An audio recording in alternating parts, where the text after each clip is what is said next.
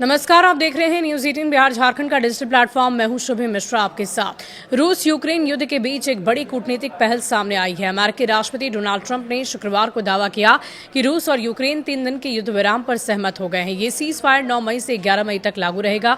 इसे युद्ध खत्म करने की दिशा में एक अहम कदम बताया जा रहा है। ट्रंप के अनुसार ये युद्ध विराम उन्होंने खुद उन दोनों देशों के नेताओं, रूस के राष्ट्रपति व्लादिमीर पुतिन और यूक्रेन के राष्ट्रपति जेलेंस्की से सीधे बात कर तय किया है।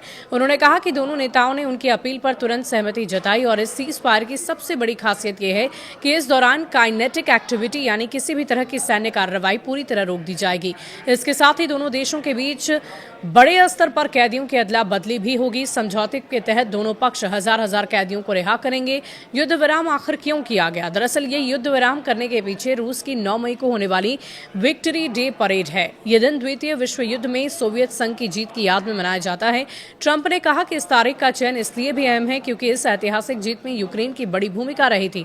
ट्रंप ने इस कदम को युद्ध के अंत की शुरुआत बताया। उन्होंने कहा कि रूस यूक्रेन संघर्ष द्वितीय विश्व युद्ध के बाद का सबसे बड़ा संघर्ष है और हर महीने हजारों सैनिकों की जान जा रही है और ऐसे में युद्ध विराम बहुत जरूरी था।